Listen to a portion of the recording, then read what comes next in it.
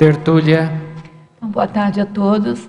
Hoje é dia 29 de março de 2015, é um domingo. O verbete é de número 3.341. Ele tem 7 páginas, 45 logias e 16 máximos. O tema, oportunidade de melhoria, foi elaborado segundo a especialidade reciclologia. Quem redigiu o verbete já é a veterana Adriane Pereira. Adriane Pereira, ela é graduada em letras, pós-graduada em língua portuguesa, brasileira, natural de Londrina, Paraná, voluntária da Conscienciologia de 1994 até 2000 e a partir de 2005. Docente de Conscienciologia de 1997 até 2000. A oportunidade de melhoria é a circunstância, ocasião ou conjuntura favorável à consciência em aproveitar os fatos, as companhias e as experiências oferecidas para aperfeiçoar-se, melhorar-se e reciclar-se intraconsciencialmente. Na pensenologia nós destacamos o alopensene pessoal da oportunidade de melhoria, os reciclopensenes, a reciclopensenidade, os benigno-pensenes, a benigno-pensenidade, a retilinearidade pensênica. Na fatologia, os rastros e assinaturas pensênicas qualificados em cada auto-manifestação, a prontidão íntima para melhorar, as chances de mudança, o reaprendizado holossomático, a recuperação de cons adormecidos, a opção pelo autoaprendizado, a escolha pelo melhor, a saturação mental sadia, a reinvenção de si mesmo, o nó górdio estrategicamente superado, a anticonflitividade, a seletividade diante das escolhas, a coerência sinalizando rigidez, a desconstrução da autoimagem, a evitação quanto à dispersão consciencial, o foco nas resoluções, a saída da zona de conforto, a autolibertação dos entraves íntimos, a reprogramação da rota evolutiva, a força presencial da verbação, as equipes multidisciplinares no auxílio à cura holossomática, a adaptabilidade diante da adversidade, a vitória frente ao contrafluxo, a retilinearidade pensênica favorecendo o surgimento de melhoria, a oportunidade de resgate das consréus do grupo evolutivo pessoal. Na parafatologia, a paragenética atuante, os banhos de energia, a sinalética energética e parapsíquica pessoal funcionando enquanto alerta, os bagulhos energéticos impeditivos das renovações, as renovações e conquistas evolutivas cumulativas para vidas posteriores, a aprendizagem, a para-aprendizagem, a central extrafísica de energia. Na argumentologia, nós destacamos os parágrafos reciclagem, que sob a ótica da reciclologia, a verbetógrafa apresenta 30 posturas íntimas e ou ações possíveis de proporcionar mudanças e melhorias no âmbito geral às consciências. E o outro parágrafo, bloqueio, que nesse parágrafo ela não faz uma enumeração, ela só faz um comentário a respeito das renovações para o desbloqueio, né? E aí faz uma citação do Publius Sirius, que ninguém sabe do que é capaz até tentar.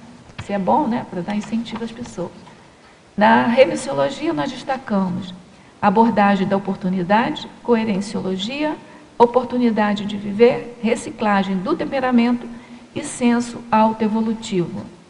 A vida intrafísica oferece diversas oportunidades de melhoria, exigindo inúmeras recins quanto à cosmoética e à interassistencialidade. Depende da consciência aproveitá-las ou não. Certo? Questionologia. Você identifica e aproveita as oportunidades de melhoria oferecidas nesta vida? Qual o saldo do aproveitamento?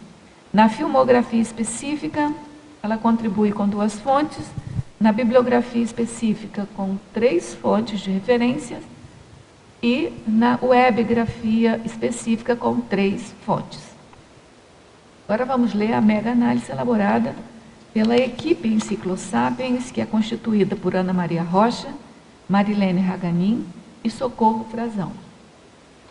Ensejo, acerto, travão, esforço, mudança, destemor, verbação, reavaliação, reaprender, cosmoética, heteroquestionamento, temperamentologia, organizaciologia, posicionamento, autenticidade, flexibilidade, conformismo, reciclologia, persistência e rotinologia. Bom, agora a pergunta clássica, né? Por que você resolveu esse título, a decisão desse título, e como é que foi escrever sobre o título? Se houve alguma alteração, alguma nova dica, né, diante da sua pesquisa, enfim. Boa tarde para todos. Primeiro, obrigado pela oportunidade de estar aqui. O tema ele surgiu depois de algumas reflexões, depois de passar por um processo grave de doença física e começar a identificar que a vida ela te oferece diversas oportunidades de melhoria. Quando a gente fala assim, parece um pouco chavão, né? A vida te oferece oportunidade de melhorar. Mas é que, na realidade, se a gente tiver de olhos bem abertos, a vida, a cada segundo, te oferece uma oportunidade de fazer melhor. Ela te oferece a oportunidade de realizar coisas de maneira mais rígida, mais positiva, mais qualificada. Então, a vida é composta, e o dia é composto de um tempo, é composto de horas, é composto de minutos e é composto de segundos. Então, na realidade, a cada segundo, a gente realmente está tendo uma oportunidade de melhorar nas nossas manifestações. Então, escrever o verbete, para mim, também me demonstrou várias oportunidades de melhoria na minha manifestação. Coisas que ainda não estão consolidadas, coisas que já estão consolidadas, mas que o importante, eu vejo, é o continuismo. A gente não consegue o 100% logo de cara, né? O maratonista, ele começa no primeiro passo. Então, estar disposto a melhorar exige o nosso esforço, existe a nossa maturidade de manter a continuidade, mas a cada segundo a gente está tendo essa oportunidade. Foi daí que surgiu a ideia do verbete. Então vamos agora às primeiras perguntas aqui dos teletertulianos. A verbetógrafa, professora Adriane. Estrangeirismologia, página 60, final da 2ª linha. Como funciona a estratégia calculista perante as renovações? Varia de consim para consim? Isso é uma boa pergunta, porque a ideia é justamente essa. Quando a gente pensa em consciência, a gente pode analisar o seguinte: cada pessoa tem o seu modo de agir, tem o seu modo de pensar, tem a sua realidade e tem também a possibilidade de criar suas estratégias de mudança, as suas estratégias de oportunidade. Então, para cada consciência, existe um modo a qual ela funciona e ela pode criar meios, estratégias diferentes. É óbvio que o aprendizado com o outro, ele auxilia, o exemplarismo do outro, né, o heteroexemplarismo auxilia. Mas, na realidade, cada um cria a sua própria estratégia para a mudança. Então, isso é muito pessoal. E aí que vem a autopesquisa, onde a cada pessoa vai verificar o que com ela funciona e o que com ela não funciona. Por isso, cada um tem a sua estratégia para melhorar e para evoluir. Em estrangeirismologia ainda, página 60, 3ª linha, como ocorre e quando, né? Como e quando ocorre o ácido teste recinológico? A questão do ácido teste reciclológico, e daí vou falar de um caso pessoal, para mim, foi a condição da doença física, né?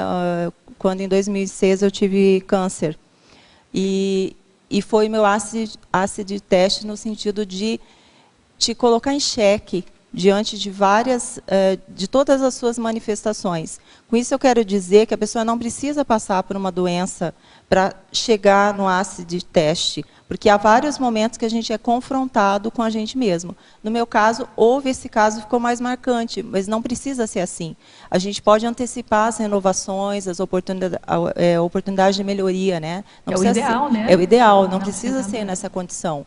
Mas, em algum momento da minha vida, isso foi necessário. Então, o ácido teste ele pode surgir em vários momentos da vida da pessoa e em várias áreas também da vida da pessoa, que é a condição que te coloca em xeque, para você realmente avaliar todas as suas manifestações e aquilo que você pode mudar e melhorar, reciclar, né, evoluir com isso, crescer com isso. E na Conscienciologia ainda tem aquela a crise de crescimento autocavada, né, cavada por si própria, que pode ser, você pode criar um teste mais forte, você mesmo criar para você. Exato. Né? Não precisa de esperar que ocorra, né? Exatamente. A pessoa pode criar condições, né, tarefas, desafios positivos para que ela passe por essa vivência. Por exemplo, você vai escrever alguma coisa, um artigo, você vai falar da sua vivência. Fazer um verbete, vai fazer se a pessoa não tem hábito de escrever, exatamente. É um bom teste. Uma situação que a pessoa não tem habilidade total para fazer aquilo, ela passa pelo ácido teste. Por quê? Porque ela está colocando em xeque as suas habilidades.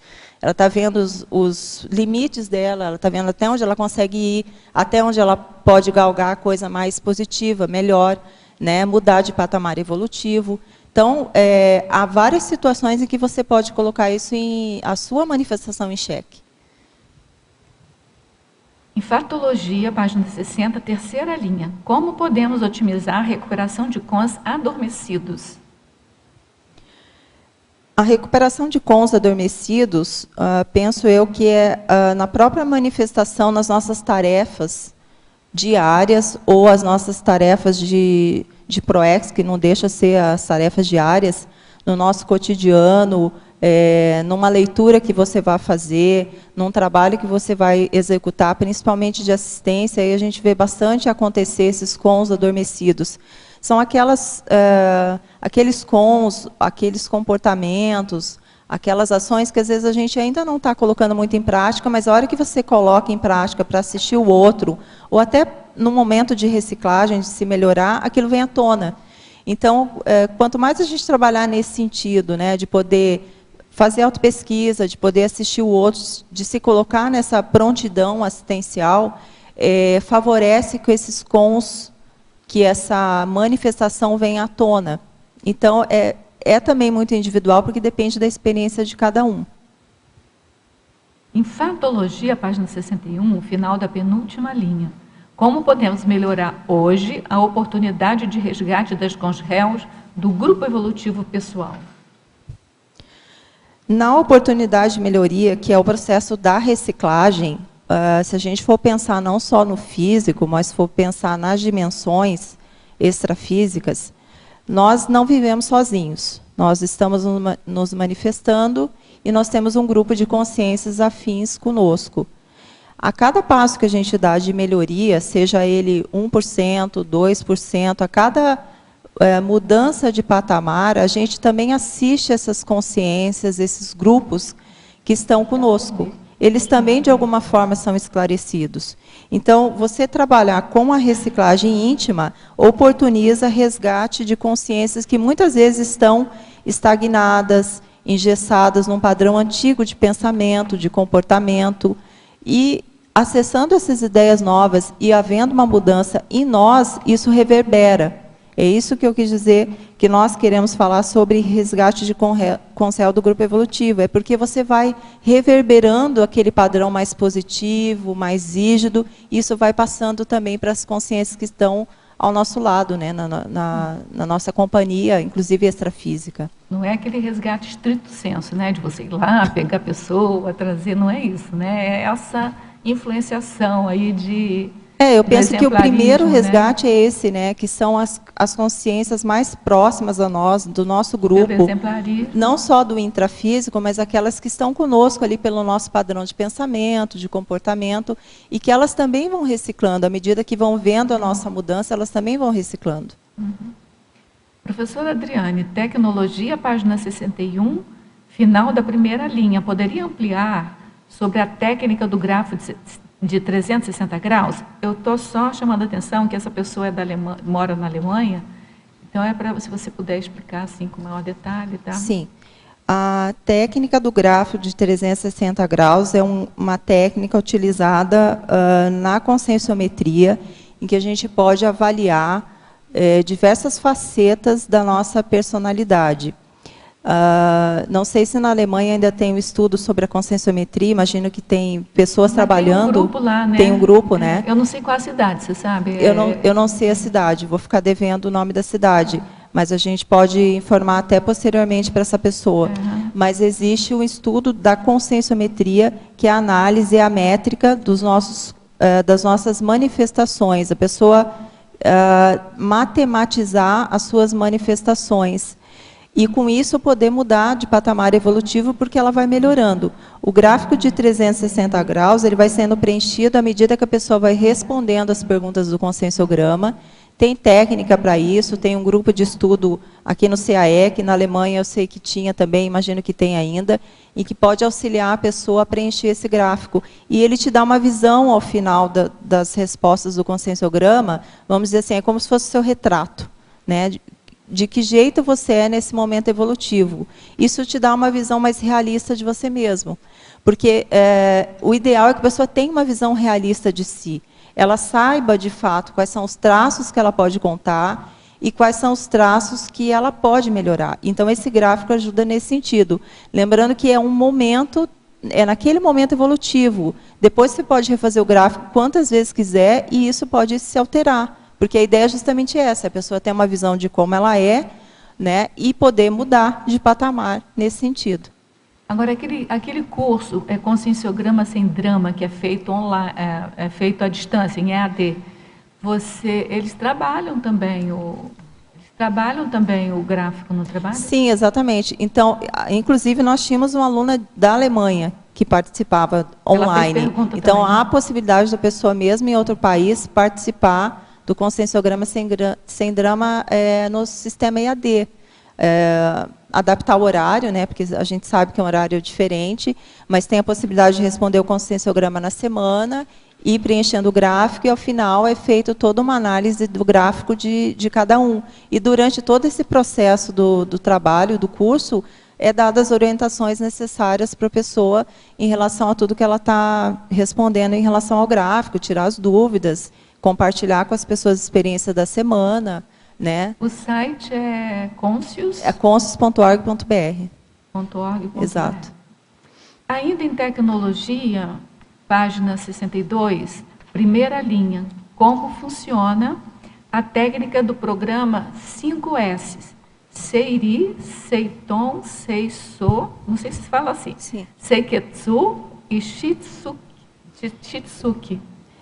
A técnica do programa do 5S é uma técnica que foi criada mais ou menos, que eu me lembro, em 80, e que fala da questão da auto-organização. Então, foi muito utilizada nas empresas, em que deveria existir um padrão de organização. No começo, teve bastante resistência. Assim, eu trabalhei um tempo nesse programa do 5S na empresa e criava muita resistência. Por quê? Porque, a partir de determinadas, vamos dizer assim, regras ou normas estipuladas pela empresa, a pessoa tinha que criar um método de organização, de limpeza, né? Tudo era etiquetado, as pessoas tinham que ter os materiais todos numa certa ordem, para que todo mundo pudesse acessar. Então, isso melhorava muito o ambiente. E isso era feito para cada indivíduo. Então, era muito interessante notar, alguns se adaptavam rapidamente, outros criavam muita resistência, mas, assim, no final se via que o produto era positivo, porque eram técnicas para melhorar o ambiente, né? Então, oportunizava essa melhoria do ambiente e da pessoa, porque automaticamente, até sem perceber, ela ia melhorando.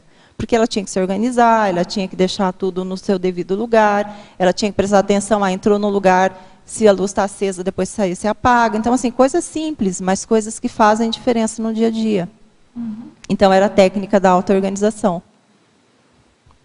A verbetógrafa, fatologia, página 60, penúltima linha. Poderia expandir o ato de toda mudança necessitar ser assentada para o aspecto multidimensional e bioenergético?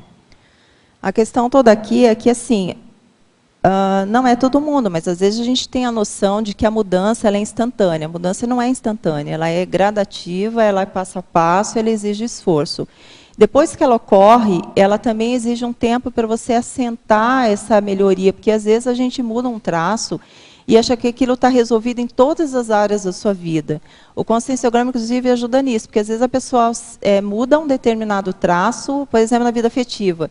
Depois ela vai ver que na vida profissional ela ainda mantém aquele traço.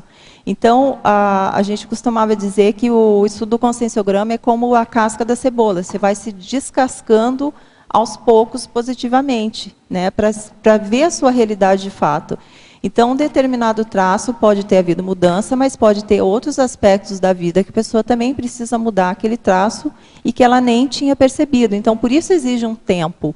E esse tempo, ele acontece ao redor, na sua manifestação, acontece depois dentro de você, intraconsciencialmente, e acontece também com as consciências que estão acopladas com aquele padrão, às vezes, antigo. Então, por isso, exige um tempo de maturação, vamos dizer assim, que a pessoa vai assentando aquele novo estado de maturidade, de mudança. É isso que a gente quis dizer. E para a fatologia, página 61, última linha, poderia relacionar a central extrafísica de energia com o tema do verbete? Nessa questão, é a situação da conexão com as energias positivas das centrais extrafísicas da reciclagem, da própria mudança em si. Como a gente comentou agora há pouco, ninguém muda sozinho e nós somos um todo, né? O holossoma. Então, nós temos um corpo físico, essa mudança exige mudanças, às vezes até físicas, mudanças energéticas, e essa conexão com as energias ou com centrais extrafísicas mais positivas vai facilitar o processo da mudança. Porque vamos pensar o seguinte, a hora que você pensa em mudar, em melhorar, é muito bom, é muito positivo, mas existem alguns contrafluxos. Então, quanto mais antenada a pessoa tiver com o que é positivo, com energia mais sadia, mais rígida, mais de retilinearidade, isso facilita. Por isso, essa conexão com a central extrafísica. A outra pergunta, na verdade, eu vou responder, porque fala da estrutura do verbete. Elencologia, página... Mas vê aí para você acompanhar. Elencologia, página 63, última linha. Gostaria de saber se o item O Empreendedor poderia ser colocado na seção Masculinologia e o seu feminino na seção Feminologia. A gente te agradece, porque realmente foi um equívoco que passou aqui, que, na verdade, ele deveria estar na masculinologia, o empreendedor, e na feminologia, a empreendedora. A gente já fez aqui as revisões e a gente agradece. E parabeniza você pela atenção aí, de olhar de verbetógrafa já, né? Professora Adriane, Fatologia, página 61, quinta linha. Poderia discorrer a respeito da reverberação das recins nos ambientes e nas pessoas? Esse item da reverberação tem relação com o que a gente estava comentando, que na hora das mudanças, que nós elencamos as mudanças e as melhorias, elas repercutem nas pessoas. Elas repercutem nos ambientes por causa do processo da mudança pensênica do nosso pensamento, do nosso sentimento e da nossa energia. Isso reverbera. Então, a gente pode ver por simples ação de observar uma pessoa que está ao nosso lado, que o comportamento dela, às vezes, nos influencia. Da mesma forma, quando a gente está disposto a alterar, a mudar e a melhorar, há essa reverberação. As pessoas notam essa mudança, mesmo que você não fale pela energia, a pessoa vai notar. Então, há uma reverberação, tanto do teu comportamento, da energia que você está emitindo a partir daquele padrão, daquela intenção de mudar, quanto também das consciências que estão em companhia conosco. Em Fatologia, página 61, quinta linha, gostaria que comentasse sobre as terapias alternativas. Essa condição de terapia alternativa é pelo seguinte, dependendo da mudança que a pessoa vai fazer, ela precisa de alternativas, né? E aí até nós colocamos ali na estrangeirismologia a questão da estratégia calculista perante as renovações na terceira linha, que é o seguinte: cada pessoa vai criar o seu meio de estratégia. Então, às vezes, ela precisa mudar alguma coisa que ela vai precisar por um tempo, por exemplo, de uma massagem, né, terapêutica. Ela vai precisar aprofundar num determinado estudo, dentro do tema que ela está querendo mudar, por exemplo, organização. Ela vai precisar, às vezes, ter uma higiene mental. Então, ela vai precisar, por exemplo, fazer uma dança, ou então ela vai precisar fazer uma terapia, ou fazer a consciencioterapia. Então, isso vai depender muito da personalidade de cada um, daquilo que ela precisa naquele momento evolutivo que ela está promovendo a sua mudança. Por isso, as terapias alternativas. Há algumas terapias que ajudam muito numa fase de mudança. E aí, cada um vale avaliar o caso e recorrer a essas terapias que sejam saudáveis, positivas, que vai ajudar no momento da mudança. Eu queria aproveitar um pouquinho e dar um recado para as duas teletertulianas que enviaram perguntas para aqui e que são estão morando na Alemanha. E, possivelmente, para outros que ainda não mandaram perguntas, mas que possam estar nos ouvindo aqui. Existe uma pré-IC lá na Alemanha, não é IC ainda. O nome é Pacificões e o local ainda não está bem definido, mas, por enquanto, está sendo em Frankfurt. E aí tem aqui presente a Raquel, né, que é interessada, que pode fazer, você pode levar o... É que a gente não tem o endereço deles lá, o e-mail deles direto. A gente vai passar o seu e-mail pessoal, não é isso? Que você aí entra em contato, se a pessoa se interessar, você passa o e-mail deles, não é isso? Então, o e-mail da Raquel é Raquel Cardoso, com S, Raquel com... Não, Raquel é Raquel. Raquel Cardoso com S, 77, tudo junto. @yahoo.com. Não tem o BR. Tá. Futuramente vai ter, pega o microfone. Futuramente vai ter um site com Pacificons. É isso, né? Então, aí quando a gente tiver mais informações mais precisas, a gente passa aqui. Certo? Bom, agora... na fatologia ainda, a última que eu falei é terapias alternativas, não foi? Então, agora é na página 61 ainda, 12ª linha, poderia exemplificar a saturação mental sadia? Me localizar. Achou? Aqui, achei, obrigada. A saturação mental sadia. Num processo de mudança, quanto mais você se precaver em relação a ferramentas sadias para você criar uma holopensene, o que eu quero dizer com holopensene? Criar um ambiente sadio, positivo, de saturação em relação àquela mudança que você almeja, é melhor, isso facilita. Então, às vezes, estudar, pesquisar aquele tema que você está querendo entender mais profundamente, ou conversar com pessoas que tenham até superado aquele traço, ou que já estejam em superação, mas que usaram técnicas também para mobilizar, né, essa mudança. Então, a saturação mental positiva é se cercar de ferramentas úteis, positivas, sadias, para que você possa instrumentalizar essa mudança que deseja fazer. Por isso, a saturação mental. Na fatologia, página 61 ainda, 4ª linha de baixo para cima. O que se pode falar acerca da força presencial da verbação? A força presencial da verbação, perfeito. É que é o seguinte, a gente exemplifica mesmo sem falar, né? Quando a gente entra no ambiente, quando a gente está se manifestando, mesmo que a pessoa não queira, ela automaticamente já está emitindo um padrão de energia, de comportamento, as pessoas estão percebendo a nossa manifestação.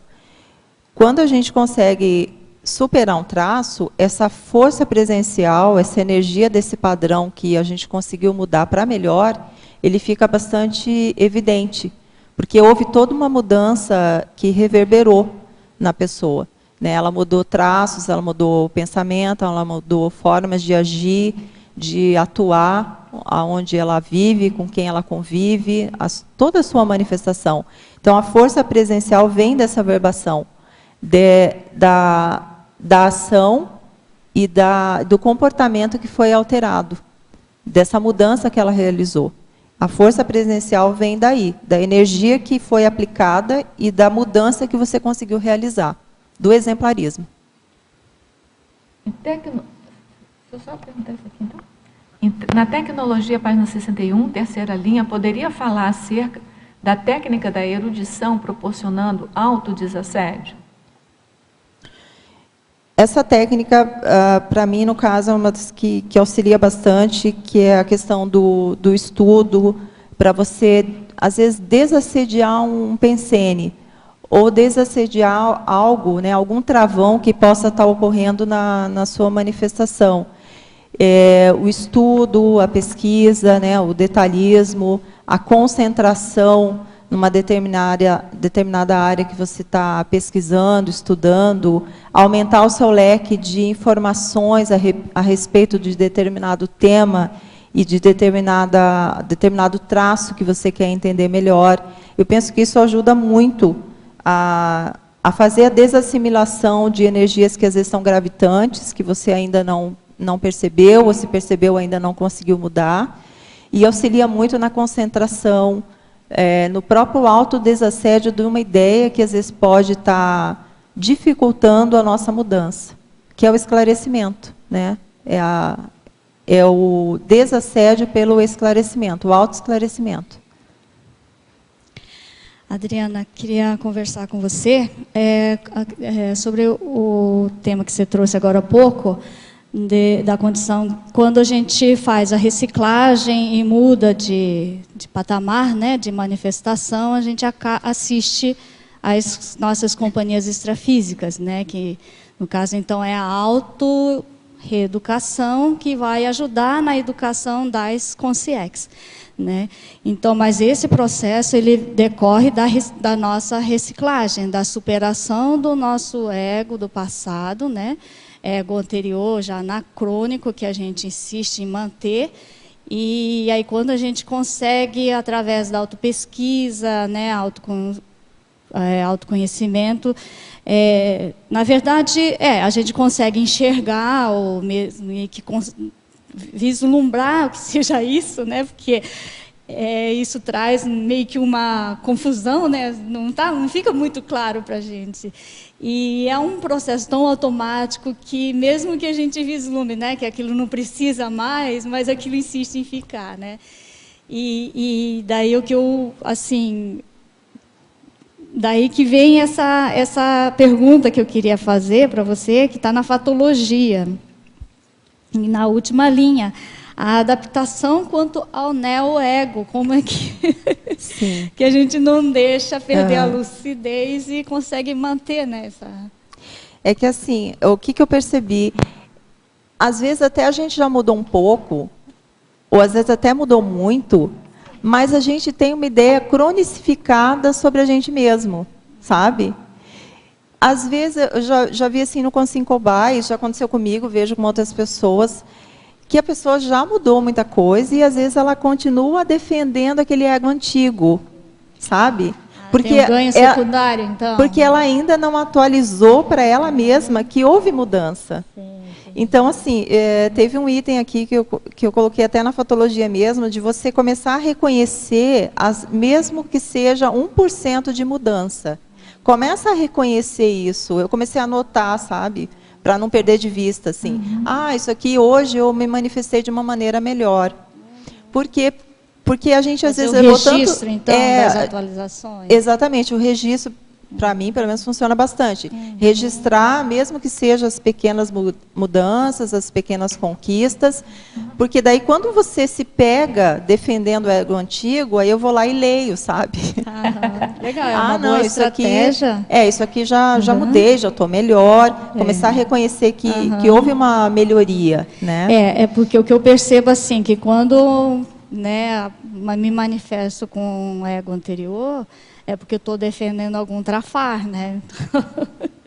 Tem a questão de então defender... enxergar isso, né, que você está no trafar, né, e o trafar faz a gente perder a lucidez, né. Tem essa questão de defender o trafar, eu vejo que também tem a questão assim, como a gente está num ciclo de mudança e a gente não está ainda no 100%, então você ainda oscila às vezes. E nessa oscilação é que a gente pode muitas vezes cair no autoassédio e ainda defender o ego antigo. Então, para mim o registro ajuda, porque daí eu vou lá, quando eu estou esquecendo de alguma coisa, eu vou lá e retomo aquilo. Não, peraí, nessa manifestação já está melhor, já mudei. Não, então não é bem isso que eu estou pensando. E aí você também se questiona, eu estou pensando sozinha? Entende? Sim. Será que só eu que estou junto aqui ou tem mais consciências querendo que eu retome o traço antigo, o comportamento antigo? Aí uma coisa que eu pensei também é buscar oportunidades ou buscar condição que faz a gente mudar de postura, né? Por exemplo, apresentar um verbete. Isso faz com que a gente atue de forma diferente, atue como assistente e não como um observador ou um assistido, um aluno, né? Eu acho que isso também ajuda, né? Tem a condição que o próprio um artigo que você escreva, o próprio verbete, como vou dar o exemplo que você citou agora, ele te dá feedback. Primeiro que antes de qualquer revisor, o feedback, quando você está escrevendo, ele já acontece, né? Então, vem, logicamente, o feedback do revisor nas coisas do verbete que você tem que mudar. Mas eu encaro que o feedback mais sério é o que você recebe de você para com você mesmo, entende? E aí, realmente, esses desafios ajudam, auxiliam. A rigor, a gente já sabe tudo, né, da gente mesmo, né? A rigor. Mas, assim, na prática, a gente mascara muito. Exato. Eu estava pensando sobre isso ontem, e a tertúlia que foi falada também do Felipe Coupo, que é a identificação da singularidade, acho que é proexológico, evolutivo inversológico, que quando a gente escreve, a gente coloca nossa singularidade. E ele falou no verbete dele, eu achei muito, muito forte, que às vezes a gente está no grupo da Conscienciologia, está na aba, está no processo, e não está dentro do processo pessoal. Quando você escreve, quando a gente apresenta o verbete, a gente se expõe, no processo pessoal, a gente mostra vivência, então tem esse aspecto. Porque assim, a nossa vivência daí fica escancarada aqui, né? E mesmo que você ainda não esteja num patamar que você almeja, mas todo mundo tem algo a ensinar, sabe? Todo mundo tem algo a aprender. E você se vê naquele verbete em primeiro lugar. E você se coloca também na posição de já estar em condição de assistir, apesar de ainda não estar no nível que você gostaria, mas já está assistindo de alguma maneira. E aqui na defesa do verbete é mais um momento, né? Que você tem um momento de escrever o verbete e um momento de defender esse verbete, né? E o professor Valdo, na época que ele fazia mediação das tertúlias, não sei se você pessoalmente viu isso, ele falava que era desassédio evolutivo. Não era um desassédio mental somático, como a gente pensa ser. E o desassédio evolutivo é mais ainda profundo do que o desassédio mental somático, que é de um veículo só. Então, assim, o desassédio evolutivo que ele diz é que a pessoa muda completamente o temperamento dela, muda a direção que dá a própria vida a partir daquilo ali, entendeu? É a observação dele. Então, a gente costuma passar isso para frente para poder as pessoas terem essa experiência, né? E a gente recebe muito depoimento de pessoas. Teve uma pessoa que chegou para mim, Rosa, eu nunca tinha feito pergunta nenhuma em tertúlia, em mini tertúlia. Eu defendi meu verbete no seguinte, eu estava lá perguntando. O professor Valdo já tinha previsto isso, que a pessoa muda, entendeu? E não é nada assim pensado, não, é uma coisa natural da pessoa, né? Então, eu acho que é interessante. Penso que o próprio desassédio da ideia, né? Porque, assim, você passa por um desassédio que eu acho muito positivo de escrever, né? De botar no papel as ideias, de refletir. Depois tem esse segundo momento, que é o de revisar, que também é um desassédio. E eu quero agradecer aos revisores pela paciência que eles têm comigo. E depois um terceiro momento, que é o de apresentar, em que você vai daí entrar em xeque, aí, né, o ácido de teste, em relação ao verbete, que daí outro momento, você tem N experiências antes de chegar até aqui. Então, eu acho muito saudável. Eu sugiro que mesmo que a pessoa venha, e eu sei de pessoas que têm dificuldade, como eu tenho as minhas, que têm dificuldade de escrever o verbete, ou de se apresentar e falar, encara o desafio, é uma oportunidade de melhoria. Chegando aqui, aí você vê o que você galgou até aqui. O mais sério, você assiste. Então, encara o desafio. Adriana, até aproveitando aí, você está no seu quarto verbete, está atingindo a velocidade de cruzeiro aí no processo de verbetes. Como é que foi a escrita de cada um deles? Você poderia falar alguma coisa? Como é que foi a experiência dos 4 verbetes? Foram muito singulares cada um deles. Eu percebo assim, muito diferente cada um deles. Né? O primeiro, autorrespeito multidimensional, que foi assim, ó, eu vejo o verbete, no meu caso, muito da minha vivência, assim, coisas que eu vivenciei, coisas que eu senti, que eu percebi, eu consigo escrever. Se for uma coisa teórica, assim, muito acima, muitas vezes não me vem a ideia de escrever, né? É parte mais da minha vivência, do que eu estou vivenciando, do que eu estou percebendo. Então, assim, todos eles foram muito singulares, muito diferentes. Posso dizer que o que mais me deu trabalho íntimo foi esse. Foi, porque foi um desafio em vários sentidos. Não na escrita em si, mas botar em xeque muita coisa minha. Então, isso foi o maior desafio, que valeu a pena, que sempre vale muito a pena. E eu acho que a pessoa tem que passar por isso. É meio chato, né, falar tem que passar. Não, seria ótimo se a pessoa passasse pela vivência, né, pela oportunidade de melhorar nesse aspecto. Mas todos eles foram muito singulares. E todos foram em relação a alguma vivência que eu tinha passado. O diálogo desassediante foi coisas que eu vim trabalhando ao longo dos anos pela minha dificuldade de falar não para as pessoas. E eu fui trabalhando isso passo a passo, com conscienciograma, situações que eu precisava me comunicar, verbalizar o que eu sentia, o que não estava contente com algumas coisas, situações que eu verbalizava que eu notava que desassediava a situação, então era importante trabalhar esse lado da comunicabilidade.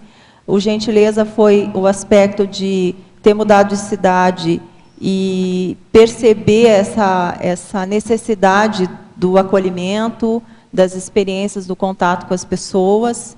E esse, no caso, foi, como eu falei no início, o processo da reflexão de que a cada segundo você tem a oportunidade de melhorar. Adriana, parabéns pelo seu verbete. Obrigada. Você estava comentando agora que sobre a questão de você escrever sobre o verbete, sobre a tua própria experiência, né? E daquilo que é difícil quando é mais teórico, né?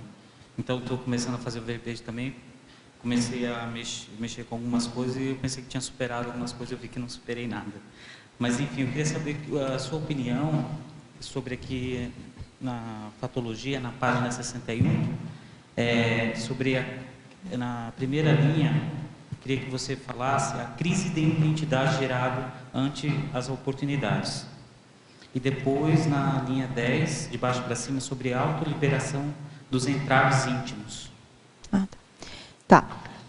A crise de identidade gerada ante as oportunidades. É que esses desafios, os quais a gente se permite fazer, mesmo os desafios saudáveis, positivos, eles geram uma crise de identidade porque te coloca de frente de traços que você, às vezes, não tem ainda desenvolvidos e de traços que você, às vezes, já está desenvolvendo ou ainda não colocou em prática, né? Então, se você é convidado para uma palestra e você não tem vivência, aquilo é um desafio, mas gera uma crise, porque você vai se colocar em xeque diante daquela situação. Se você mudou de trabalho, sua rotina vai alterar toda, então gera uma crise também. Então, esse processo de se adaptar a essas oportunidades que surgiram, apesar de gerar uma crise, ela gera uma crise de crescimento, porque você vai aprender a lidar com aquilo. Pode não sair 100% do jeito que você gostaria, mas vai aprender a lidar com aquilo. Então, a crise de identidade gerada ante as oportunidades é porque muitas vezes você vê traços que você ainda não viu, ou traços que você gostaria de estar aplicando e ainda não está, mas você vai ter que lançar a mão de todos os recursos para enfrentar aquela oportunidade. Bem? Qual é o outro item? Você perguntou, desculpa. Libertação dos entraves íntimos, na linha 10, de baixo para cima, na página 61. 61? É. Ah, tá. Autolibertação dos entraves íntimos.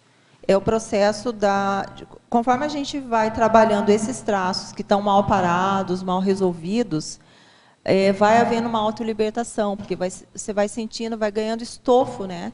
Vai ganhando energia, autoconfiança, então isso vai te libertando.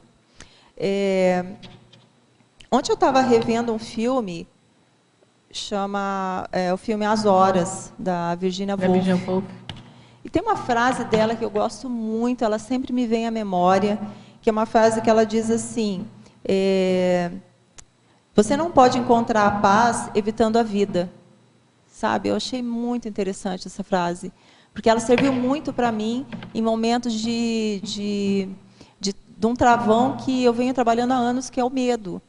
Então, assim, sempre que isso já venho trabalhando há um bom tempo, mas sempre que eu penso nisso, eu tenho mais certeza dessa frase, sabe? Não dá para você melhorar evitando aquele traço, sabe? Jogando, empurrando ele para baixo do tapete. Não é assim que ele vai se resolver. Ele vai se resolver a hora que primeiro você enxergar aquele traço, enfrentar, você reconhecer aquele traço, né? Pensar, realmente eu não tenho ele ainda resolvido, mas o que eu posso lançar a mão para resolver? Quais as ferramentas que eu vou utilizar? Quais as estratégias que eu vou usar? Como é que eu vou resolver isso agora? Entende? Então, assim, não dá para fugir do traço, ele não vai se resolver sozinho, né, num passe de mágica. É no autoenfrentamento. Então, eu acho essa frase muito interessante. Não se pode encontrar a paz evitando a vida. É uma coisa bonita mesmo. Eu cheguei um pouquinho atrasada, peço desculpas, porque eu não sei se já respondeu a algumas perguntas que eu tenho. Página 60, fatologia, última linha, a adaptação quanto ao neo-ego. E na página 61, também em fatologia, na primeira linha, o autorresgate, e na quinta linha, as terapias alternativas. Se você puder me dar uma... Posso. Porque é exatamente o que eu estou vivendo, então isso é muito importante. Claro. Vamos por partes, então. Tá, adaptação quanto ao neo-ego, a gente já falou e não tem problema nenhum, a gente fala de novo. Nós pensamos nessa questão da adaptação quanto ao neo-ego pelo seguinte, a hora que a pessoa está promovendo uma mudança, ela às vezes ainda não está atualizada com relação a ela mesma, então ela precisa se atualizar. Muitas vezes ela já está em processo de mudança, já tem mais até de 51% e pode não estar atualizada sobre ela mesma. Então, ela retoma esses traços antigos, achando que não houve mudança nenhuma. Daí, nós colocamos até a técnica de começar a registrar os percentuais de mudança que já houve. Olha, nesse aspecto, na condição familiar, eu já alterei, já mudei. Naquele aspecto afetivo também já houve mudança, por exemplo, aí na afetividade. Então, começar a registrar. Para quê? Para a hora que você começar a querer retomar o ego antigo, você se atualizar quanto a você mesmo. Você começar a se adaptar cada vez mais rápido ao ego novo que você está tentando implementar. Está claro isso para você? Tá. Aí você comentou também do autorresgate, é justamente porque o fato da gente começar a promover essas mudanças íntimas, né, e querer reassumir o novo ego, ou resgatar cons que você ainda não resgatou, é a questão do autorresgate, que é assim, você vai se tornando mais autêntico com relação ao que de fato você é. Então, por isso você se autorresgata. Porque às vezes a consciência está ainda se sabotando, não está mostrando de fato o que ela é, ou aquilo que ela pode realizar. Então, esse autorresgate é nesse sentido. E o que você comentou sobre as terapias alternativas é lançar a mão de terapias positivas que pode fazer bem para a pessoa no momento que ela está em mudança. Às vezes, depois daquilo, ela vai deixar. Mas, por exemplo, ela precisa, às vezes, num momento de mudança, de crise de crescimento, de uma terapia. Ou ela vai precisar de uma consciencioterapia, ou ela vai precisar, por exemplo, a gente comentou aqui, uma massagem terapêutica. Não sei, cada um sabe da sua realidade. Então, se ela precisar lançar a mão de alguma alternativa que vá auxiliar que vá dar suporte para melhorar, que ela use essa ferramenta. Até um remédio, eu vejo pessoas assim, eu sou totalmente contra remédio, eu não tomo remédio de forma alguma. Mas, às vezes, há situações que a pessoa precisa, né? Tem que avaliar. Se é necessário, se não vai causar um mal maior, é necessário. Bem, Ok, Grata. então, aqui é a professora Adriane, paradoxologia, página 62, final da primeira linha. Poderia expandir o paradoxo de o ser humano ser livre e auto-aprisionar-se? Sim, aqui nós queremos dizer a questão dos nossos bloqueios, né? Os nossos traços, que muitas vezes a gente tem toda a condição de se manifestar, mas por bloqueios, por situações que a gente ainda não conseguiu resolver, a gente se auto-aprisiona. Então, determinados traços, trafares, traços mal resolvidos, podem nos puxar para baixo. Pode fazer a nossa autossabotagem, e por isso que nós colocamos aqui a questão de se auto-aprisionar.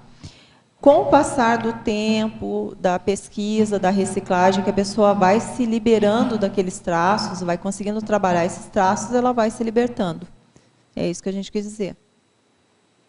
Em reciclagem, na página 64, lá na argumentologia. Gostaria que comentasse os itens 6, autoconsciencialidade. Eu vou dizer todos, mas eu vou depois repetindo a um. Tá, obrigada. O 6, autoconsciencialidade. O 10, criticidade. O 17, gratidão. O 24, perfeccionismo. E o 30, sociabilidade. Então, primeiro aí é o 6, né? Autoconsciencialidade. Esse item diz respeito ao seguinte, que a consciência tem fissuras, nós temos várias fissuras, mas é importante a pessoa ter claro para ela que essa fissura não é ela toda. É uma parte dela. Nós temos um determinado traço que ainda está mal resolvido, mal trabalhado, mas a consciência é mais do que aquela fissura. Então, é para a gente ter a consciência do momento evolutivo presente. Há uma fissura? Existe, mas ela é parte de mim, ela não é o meu todo. É ter essa lucidez. O outro item é o 10, criticidade. A manutenção do auto e heteroquestionamento. Nesse caso aqui, a citação que a gente está querendo dizer é o seguinte, para a pessoa valorizar a autocriticidade e não somente aquilo que o outro falou. Então, com a questão da conscienciometria, a gente vai chegando mais próximo, cada vez mais, da própria realidade, pela nossa vivência, pela nossa experiência daquilo que de fato a gente é, de como a gente é, da nossa realidade íntima. Não é porque fulano disse, não é porque a Ana aqui que está do meu lado me disse que eu tenho esse traço. É importante esse feedback, mas como nós já dissemos anteriormente, o feedback mais sério vem da própria consciência. Então, é valorizar essa autocriticidade. Gratidão, o item 17. Essa questão é de reconhecer que, para mudar, a gente não está mudando sozinho. A gente tem muita ajuda de muita gente. Então, é um livro que você leu, uma pessoa que escreveu, é uma pessoa que te deu um feedback, é a sua mãe que às vezes está lá na sua casa para você estudar e está fazendo a sua comida enquanto você estuda, né? É o seu pai que às vezes te deu uma base para que você hoje pudesse ter outro nível de conhecimento e uma qualidade de vida maior. É a sua filha que está do seu lado no seu relacionamento e que te proporciona trabalhar a afetividade. Então, assim, a gratidão, eu acho ela fundamental para a gente reconhecer que a mudança vem ocorrendo, mas que a gente não está sozinho. A gente tem uma série de consciências que estão ajudando no nosso desenvolvimento, na nossa evolução. O outro número é o 24, perfeccionismo. A eliminação da ideia de perfeição. Porque é o seguinte, a nossa mudança ela é resultado, ela é fruto de uma série de esforços que a gente vem fazendo. Então, a gente ainda não é perfeito. E se a gente mantém a ideia do perfeccionismo, muitas vezes a gente estagna, a gente não sai do lugar. Porque a gente tem um nível muito alto de expectativa, de que tem que... eu só vou apresentar o verbete a hora que ele tiver 100%. Ótimo se você conseguir 100%. Mas se você não conseguir 80%, faça assim mesmo. Entende? Não é a ideia de se de se conformar Com pouco. com pouco. Mas é a ideia assim, da nossa realidade, tá? Não deu para fazer tudo, mas faz o que for possível, então. Então, aí eu queria que você complementasse aí, porque tem os megapensene trivocabulários, né? Não há consciência, não, esse não é trivocabular, não há consciência perfeita é uma citação. O trivocabulário é perfeccionismo, não, aperfeiçoamento. Como é que a gente pode distinguir o perfeccionismo ou não perfeccionismo da falta de aperfeiçoamento? Quer dizer, esse limite entre se manter no aperfeiçoamento e não chegar no perfeccionismo. É uma linha bem tênue, né? Pois é. É uma linha tênue, mas eu penso que o que ajuda é você notar assim, que você tem em mente que a gente vai melhorando no passo a passo. Se você não está estagnado, se você está trabalhando em prol daquele traço, superar aquele traço, você está no continuismo, no teu ritmo e está no continuismo. E não está esperando só fazer alguma coisa quando você estiver lá no topo. Entende? Você vai trabalhando junto e vai fazendo junto, e vai aprendendo junto, e vai melhorando junto. Então, é a manutenção da produtividade, né? Exato, é a manutenção. Por isso, assim, o aperfeiçoamento, né, não é só fazer quando tiver 100%, é ir aprendendo junto, ir fazendo junto e aperfeiçoando junto. É porque o perfeccionismo, ele imobiliza a pessoa, né? Engessa, né? Engessa. Engessa. E o outro item é o 30, sociabilidade.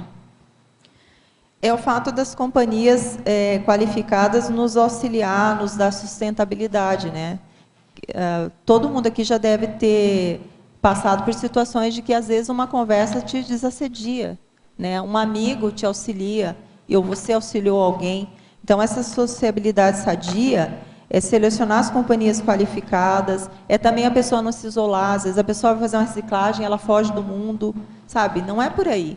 Acho que de tudo um pouco. Você tem um pouco de lazer, você tem o estudo regrado, você tem rotinas úteis, mas não é se isolar. É você ter uma convivência sadia com as pessoas. Né? Não é porque você vai reciclar alguma coisa, eu não posso mais falar com fulano que tem um defeito. Calma que eu estou reciclando. Não vou mais me envolver com pessoas assim que elas não são positivas. Para o mundo que eu estou reciclando. Exato. Aqui. Né? Não, você vai socializar e, sabe, tirar o peso disso. Professora Adriane, Fatologia, página 60, final da segunda linha. Poderia comentar o reaprendizado holossomático? Na questão do reaprendizado holossomático, nessa oportunidade de melhoria, é observar que a gente tem oportunidades de melhorar todos os aspectos da nossa vida. Você pode estar com um soma muito bom hoje e pode melhorar ele? Pode. Você está com mental some, está estudando e pode melhorar isso? Pode também. Tudo a gente pode melhorar. Né? Então, assim, a nossa expressão pode melhorar. A forma como a gente dialoga com alguém pode melhorar. A forma como a gente se manifesta afetivamente com a outra consciência pode melhorar. Então, esse reaprendizado holossomático é ver que nós somos um todo, né? O holossoma é um todo. Então, você pode melhorar do ponto de vista físico, pode melhorar do ponto de vista intelectual, pode melhorar do ponto de vista afetivo. A gente pode melhorar continuamente em todos os aspectos. E cada um tem o seu ritmo, cada um tem a sua estratégia, cada um tem o seu meio de promover essa mudança.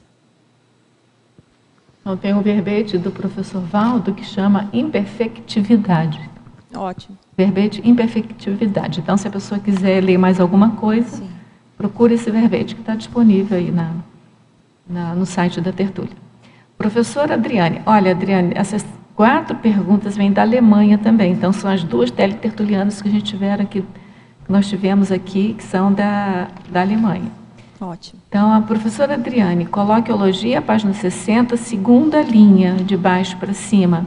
Poderia comentar a frase, a postura de querer mover céus e terras, visando alcançar melhor patamar evolutivo? Esse mover céus e terras, nessa condição aqui, é mover céus e terras no sentido intraconsciencial. É você lançar a mão de todos os recursos que você puder, e se tiver ferramentas fora também que você pode utilizar, é você utilizar em prol dessa melhoria que você precisa fazer.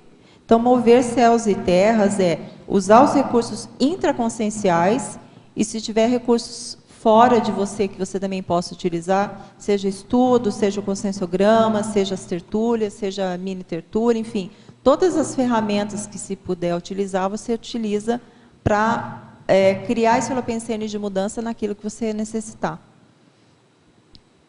Patologia, página 61, 11ª linha, de baixo para cima.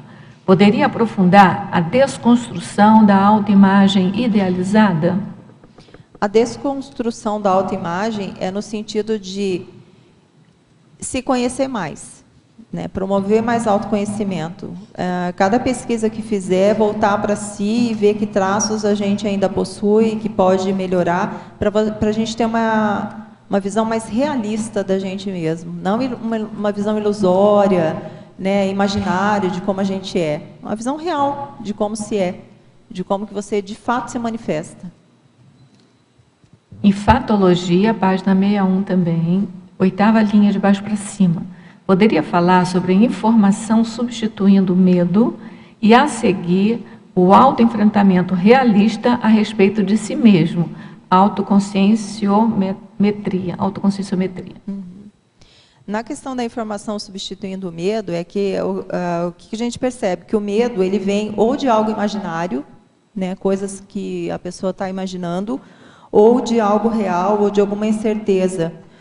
Tem um verbete da professora Adriana, que ela é um instante cosmoedificador, que ela fala dessa questão da informação, que a informação a respeito dos fatos, de como de fato você é, da sua manifestação, da sua realidade consciencial, ela vai substituindo o medo. Às vezes a pessoa tem medo também por falta de informação, porque ela desconhece como ela reage às coisas, como ela se manifesta, né? Então, é o esclarecimento substituindo o medo.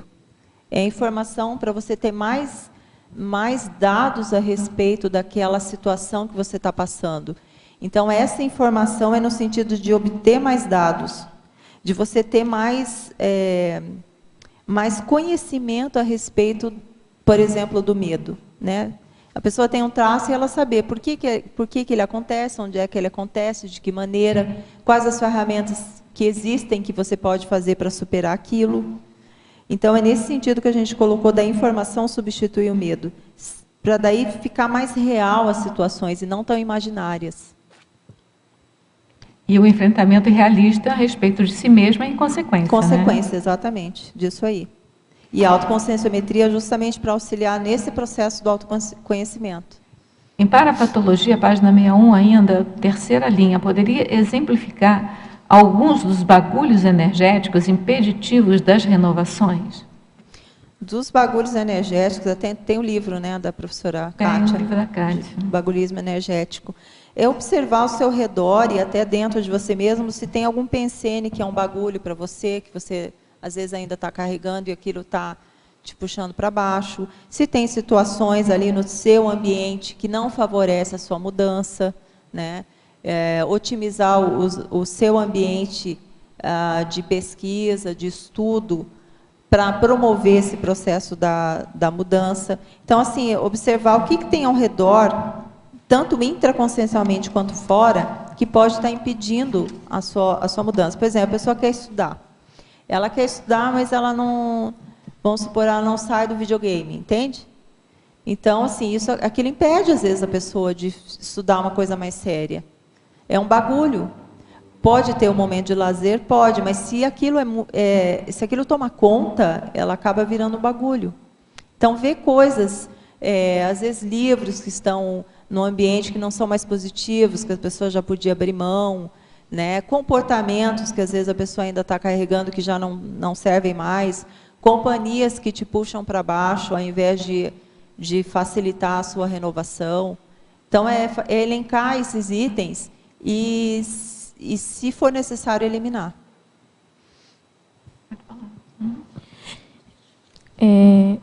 Na página 62, polinomiologia, o polinômio autocobrança, autoassédio, pressão holopensênica, erro. A minha pergunta é, toda autocobrança seria negativa? Ou até que ponto a autocobrança é negativa? Se a autocobrança ela te estagnar no sentido de não promover a sua reciclagem, se ela virar um processo que daí está logo a seguir, que é o autoassédio, né? Se ela for negativa, nesse ponto, sim. Mas nem toda autocobrança é negativa. Tem, sim, o processo da autocobrança no sentido de você mudar de patamar evolutivo. O autoabsolutismologia não deixa de ser uma autocobrança, mas é consciente, é lúcido, é favorável, é positivo, te puxa para cima, né? Te promove a reciclagem. Agora, se for o processo que embota a pessoa, que daí ela não consegue mudar, se for autocobrança nesse sentido negativo, daí sim, aí já parte aqui para o autoassédio. Adriana, se tiver autocrítica sadia, é positivo, né? Sim. Autocrítica sadia, que é o que a gente até mais faz ali no estudo do conscienciograma, que é a auto- e heterocrítica. Aí acho que a questão mais séria é quando você se cobra demasiadamente, não por questões cosmoéticas, questões evolutivas, questões de autoconscientização mesmo do que você quer. E mais pelo contexto, mais pela cultura, mais pelo outro. Ou entra na culpa, né? Ou entra na culpa. Mas é muito mais inculcação que vem de fora. Esse que eu acho que é o problema. Quando entra nessa questão da autocobrança que eu citei agora, da culpa, daí já não é positivo. Aí tem que abrir o olho para não entrar no autoassédio. Outra pergunta é paradoxologia. Eu queria que você falasse um pouco sobre o paradoxo do ser humano ser livre e autoaprisionar-se. Aí nós comentamos agora há pouco que, assim, a gente pode, em tese, a gente pode fazer tudo, né? Mas nem sempre deve. Outra coisa, muitos traços nossos podem nos dificultar o processo evolutivo. Então, não deixa de ser um autoaprisionamento, porque a pessoa tem traços íntimos que poderia se libertar e ainda não consegue se manifestar da forma como ela gostaria. Então, isso não deixa de ser um autoaprisionamento. Da mesma maneira, a gente tem traços positivos e fortes que podem nos libertar desse aprisionamento.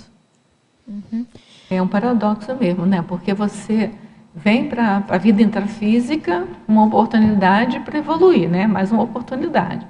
Mas aqui você está totalmente restringido dentro da sua capacidade de raciocínio, de deslocamento, de tudo. Então, é bem paradoxal mesmo. Só mais uma coisinha. Na fatologia, na nona linha da página 61 e na 12ª, de baixo para cima, eu acho que se repetiu a anticonflitividade. Fala para mim de novo quais são as linhas. A nona linha da fatologia da página 61, de cima para baixo. Tá. E a 12ª, de baixo para cima. Tá anotado para alterar, tá? Muito obrigada. Obrigada. Sim, está repetido. Obrigada.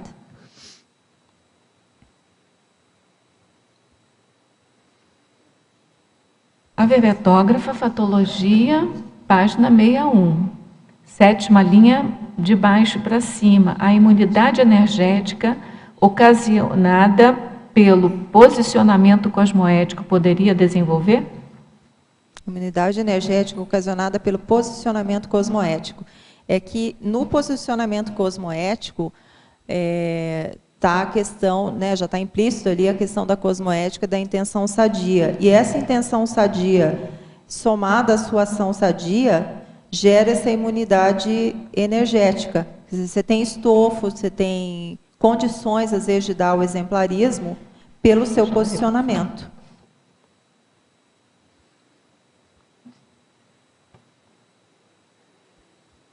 Fatologia, página 61, 10ª linha de cima para baixo, a recém favorecendo a mudança de temperamento. E eu queria que você fizesse o contraponto com a parafatologia, na 3ª linha de baixo para cima, o retrotemperamento anacrônico. Porque, para mim, eu só quero clarear, que para mim o temperamento era uma coisa difícil de ser mudada, né? E eu gostaria, então, que você fizesse um contraponto para que eu possa clarear essa informação. Tá, você comentou agora que achava que a recim não era possível, é isso? Não, a recim não, a mudança de temperamento. Ah, tá, ok. Tá, então Não, assim, ó, tem que ser possível. Tem que ser possível, senão a gente nunca chega no serenão. exato. No serenismo, né? Então, ela é possível. Ela é a última coisa que muda, mas ela é possível. Isso a gente tem que... Senão a gente desanima agora. O que eu coloquei foi exatamente, ela é difícil de ser mudada, né? Sim. Aham. É que aí, ó, eu acho que você pode analisar assim, ver o teu caso. Você pode analisar o quanto nessa ideia que você acabou de comentar não tem embutido aí o perfeccionismo. Por quê? Porque a gente vai mudando gradativamente. O temperamento, de fato, ele não é instantânea a mudança, ele vai sendo alterado, mudado gradativamente. Então, essa mudança ocorrendo de forma gradativa, aos poucos a pessoa vai melhorando, vai mudando, quando vê, ela já está num novo patamar, porque ela já mudou a forma de agir, toda a manifestação dela. Por isso que a gente colocou aqui na frase, deixa eu me localizar aqui, no bloqueio, que a gente fala de travões pensênicos, vê o quanto isso pode estar sendo um travão pensênico para você. Porque, assim, não estou dizendo que é o teu caso, tá? Mas eu já ouvi de muita gente assim, ninguém muda. A pessoa não muda, ela tenta, mas ela só mudou alguma coisa, mas assim, de fato ela não muda. Isso é um bloqueio pensênico, é castrador, né? É autorrepressivo com a própria pessoa em si e com os demais também. Então, a mudança íntima ela é gradativa, ela pode ser difícil, mas ela não é impossível. Por isso, ali na página 64, no item bloqueio, a gente colocou esse exemplo aqui. Vários travões pensênicos bloqueadores das renovações decorrem do fato da consciência considerar ser a mudança íntima impossível. Eis frase motivadora a respeito do tema. Ninguém sabe do que é capaz até tentar. Na realidade, eu estou assim, observando que eu mudei muito o meu temperamento, por isso que eu quis colocar, porque é impressionante a mudança, é tão gritante para mim mesma, né?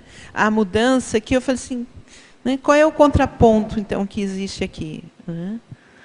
Eu considero que é um fator muito importante esse autoenfrentamento. Mas sabe qual é o dramático disso tudo? Depois eu queria a sua opinião. É que assim, a gente sente que a gente mudou muito, muito. Mas assim, na essência, ainda às vezes o outro percebe aquelas, assim, íncito, ainda um resquício daquilo que a gente ainda não conseguiu completamente se livrar daquilo, entendeu? Então, por exemplo, um traço assim que ontem eu estava lendo sobre o assunto, timidez. Você é mais extrovertida, você fala mais, participa mais, mas assim, o outro ainda percebe em você, sabe, laivos assim de timidez. Então, assim, é por isso que a gente diz que é muito difícil, é a última coisa que realmente muda no sentido assim, de você conseguir ficar... limpar mesmo. E eu penso que sim, eu acho que leva bastante tempo mesmo, mas eu concordo com você, a gente percebe, até com a idade vai chegando, a gente vai mudando muito, a vida ensina muito, né? Essa vida intrafísica. Esse restringimento é uma escola. Eu penso que são facetas, né? Assim, a gente às vezes alterou bastante vários traços em vários âmbitos da vida, mas ainda tem resquícios. Então, por isso que o temperamento é o último a ser mudado. É porque tem várias formas de manifestação. De manifestação. Esse que é o problema, entendeu? Tem várias nuances de manifestação. Se fosse assim, um corpo assim mais fechado, assim, que você pudesse tirar aquilo dali, ficou livre daquilo, não. Mas tem os tentáculos, né? Que ele vai se espalhando assim. E isso remete outra vez àquela pergunta que eu fiz inicial da adaptação quanto ao neo-ego, né? Porque esses resquícios de temperamento, quando você está com um ego renovado, né? Mudado, você é obrigada a mudar, né? Exatamente. E aí vem as questões mais básicas, né? Do quanto isso realmente interferiu ou ainda interfere no seu dia a dia, na sua expressão própria, né? Tem uma questão também que a gente não pode esquecer. Não é todo o temperamento da gente que a gente tem que mudar, não. Sim. Um temperamento mais saudável, um temperamento mais sereno, temperamento mais intelectual, um temperamento mais... Isso não é para mudar. Tanto que a gente tem esse trabalho da gente tentar identificar a nossa retrovida, é basicamente pelos temperamentos que a gente vai observando. Por exemplo, a gente tem ideia, gente, parece que eu fui fulano de tal. E aí vai ver o quê? Vai ver a vida dele, o temperamento dele, o que ele gostava, o que ele fazia, o modo que ele fazia, né? Para a gente ver se tem alguma coisa da gente ainda. Porque não é tudo que a gente pode mudar. E é interessante, né, que até gostos, né? Nem é bom mudar, né? A gente vai conquistando coisas produtivas, evolutivas, e é melhor segurar aquilo, não deixar retrocesso ali. E pequenas coisas que se manifestam no dia a dia, como um gosto por alimentação, né? Você, de repente, por exemplo, eu não comia laranja, não conseguia sentir sabor em laranja, de repente eu passei a ser amiga da laranja, né? A laranja mas aí você ressoma num lugar que não tem laranja, você vai mudar e vai esquecer da laranja. Entendeu? Sim, não, mas eu estou dizendo, no dia a dia, essas mudanças, elas vão te sinalizando para a sua mudança interna. Uma flexibilidade, né? Exatamente. É uma flexibilidade alimentar, não a laranja em si. Não. Eu sei que você deu um exemplo da laranja, mas eu concordo com você. É uma flexibilização. Essa flexibilização, por exemplo, uma vez que a gente conquistar, é melhor nunca mais perder. Ao contrário, tem que ir purificando trabalhando, qualificando essa flexibilidade, né? É que é interessante notar como a gente às vezes estranha a si mesmo, né? Que você comentou aí. Eu lembro que teve uma situação que, assim, hoje eu sorrio mais, mas eu sorria muito pouco. Eu quase não sorria, assim, era bem fechado e tudo. E as pessoas comentavam, e eu notava isso, mas assim, não conseguia mudar. Depois que isso foi mudando, teve um dia que eu me peguei sorrindo, e eu achei estranho eu sorrindo, sabe? Então, assim, você se perceber, daí você se percebe, às vezes aquilo não estava claro ainda, né, para você. E aí eu achei interessante, porque assim, na hora que eu sorri, eu imediatamente refleti, que estranho, estou sorrindo e tudo. Por quê? Porque aquilo às vezes é novo naquela vida, ou porque às vezes você ainda não tinha utilizado daquela maneira, entende? Daí é onde você precisa justamente disso, de perceber o seu novo ego. E você está levantando uma outra questão, né? Porque, por exemplo, comigo era o contrário, eu ficava rindo à toa e eu tinha que amadurecer, então eu comecei a ficar mais séria. Também tem isso. Entendeu? Então, assim, nada é absoluto, é relativo, não é o auto-absolutismo, é outra coisa, tá, gente? Mas, assim, não é que seja um traço, não necessariamente é bom, ruim, determinado. Tem alguns traços que são, assim, classicamente patológicos, né?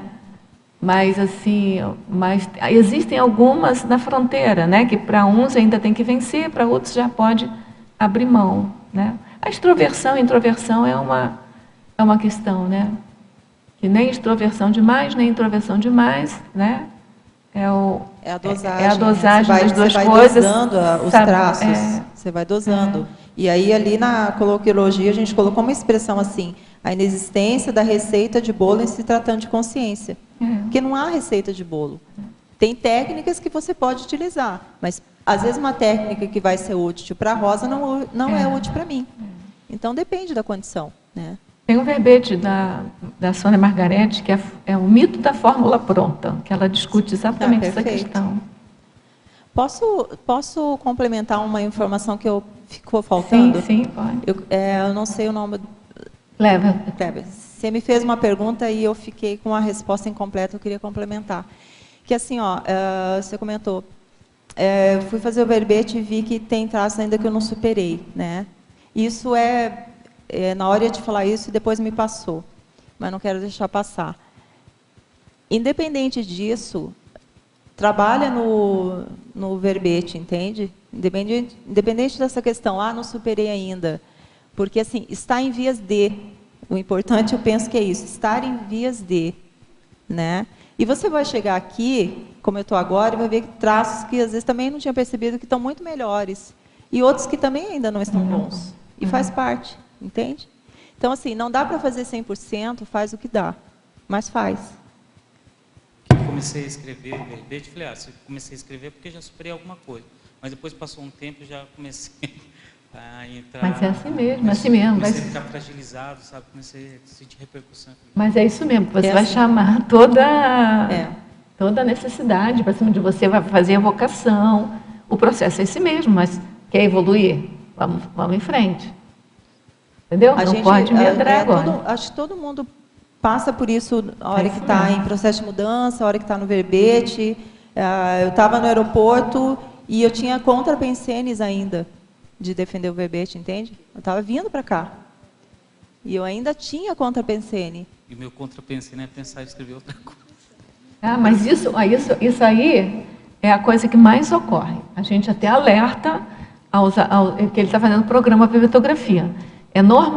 Normalmente eu não digo, mas assim, grande maioria, o amparador disse que eu tenho que fazer tal verbete, assim, olha, calma, escreve, né? Porque primeiro tem que saber se foi o amparador mesmo que disse.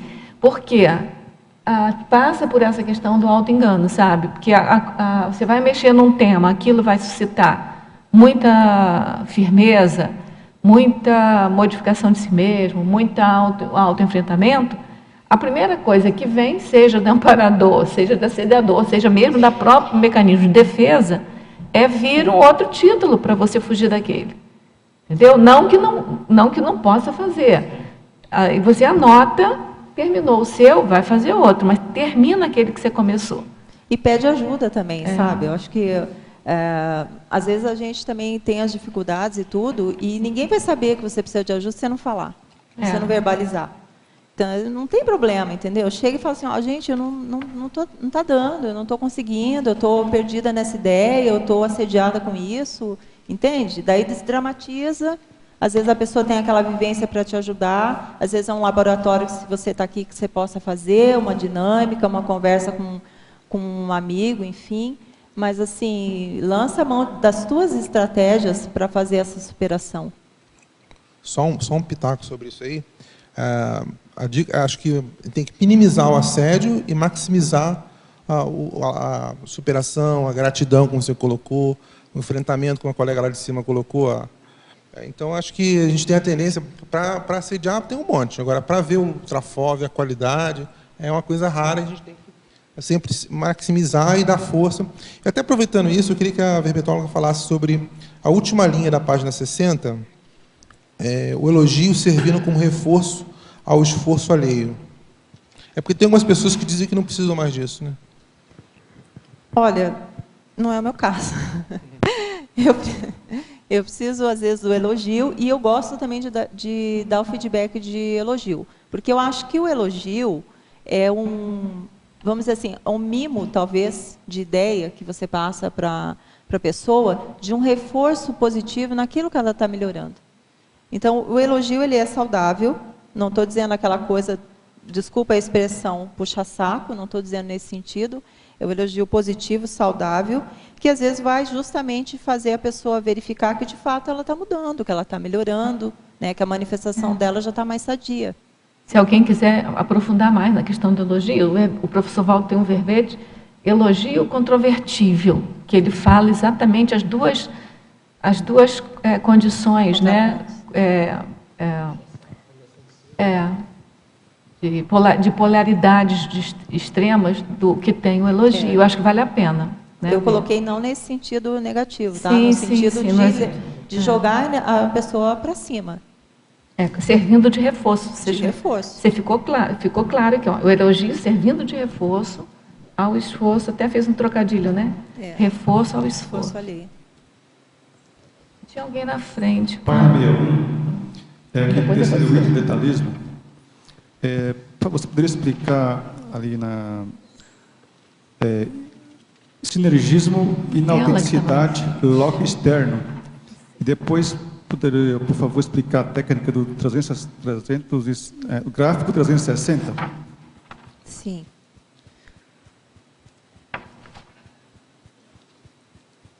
Tá.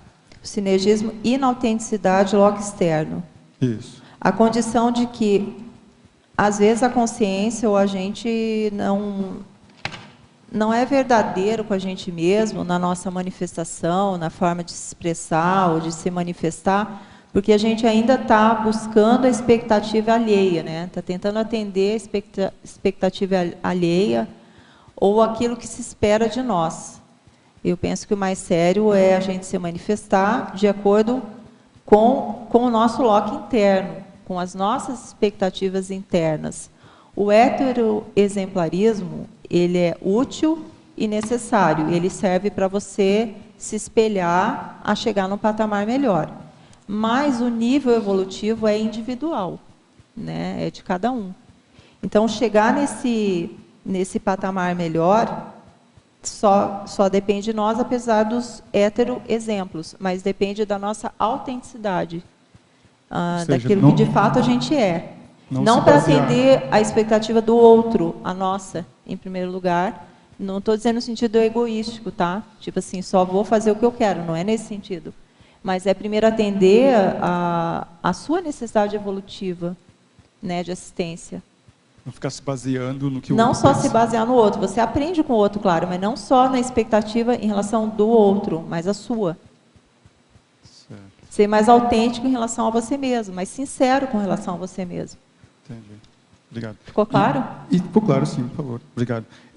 E aqui na técnica do gráfico 360, o que seria essa técnica? A técnica do gráfico de 360 graus é uma técnica que pode ser utilizada, e ela é muito utilizada na conscienciometria, que é um gráfico em que você, através das respostas do conscienciograma, você vai preenchendo esse gráfico por notas, você vai se medindo, né, vamos dizer assim, por notas, para você mensurar como é que está a sua manifestação em vários aspectos da sua vida, em todos eles, intelectual, emocional, afetivo, somático, né, holossomático na realidade.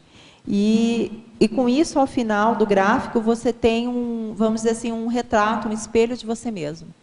E aí você tem um retrato naquele momento evolutivo. Como é que a pessoa está naquele momento evolutivo? E ela vai traçar estratégias para depois melhorar os traços que precisa, aproveitar os traços que já tem de positiva para poder superar muita coisa, e você vai ter uma visão mais realista a respeito de si mesmo. A Consus, ela faz vários cursos, né, em que utiliza o gráfico, você pode buscar esses cursos, e tem inclusive o curso Conscienciograma Sem Drama em EAD, pode ser feito à distância também. Tá. Interessante. Vou buscar, então, esses estudos nesse quesito aqui. Interessante. Obrigado. Por nada. Tem que ligar. Alô? Isso. Eu gostaria de estar pedindo aí a ajuda com relação à página 63, argumentologia, a penúltima linha, autoaceitação. Eu gostaria que eu esqueci o nome dela. Que ela comentasse e desse alguns exemplos, porque eu tenho muita dificuldade nessa área de autoaceitação. Então, eu gostaria de que ela fosse mais clara aí, ou usasse alguns exemplos pessoais. Sim. O caso todo aqui é o seguinte, da autoaceitação. A aceitação da própria realidade, possibilitando a reciclagem a partir da decisão pessoal. Autoaceitação não é conformismo, porque às vezes se confunde, né? Eu me aceito do jeito que eu sou, então não faço nada para mudar. Que é a síndrome da Gabriela lá. Nasci assim, vou continuar assim, vou morrer assim. Não é nesse ponto. É autoaceitação de ver que você tem traços positivos, traços que precisam ser melhorados, que estão trafares, traços que às vezes ainda não estão desenvolvidos, mas que aquela é a sua realidade consciencial naquele momento evolutivo. Não quer dizer que a pessoa vai ser sempre assim. Ela pode mudar isso. E o primeiro passo para a mudança é a autoaceitação. Porque se você não aceita que tem determinada condição, determinada manifestação, você nem abre brecha para poder receber amparo. Não sei se você compreende o que eu estou falando. Mas se não houver esse nível de aceitação, você ainda está brigando com você mesmo, entende? Você ainda está em luta com você mesmo. Porque você não se aceita do jeito que é. Quando eu falo você, eu estou falando generalizado, né? Você, eu, todo mundo. A gente ainda está em luta íntima.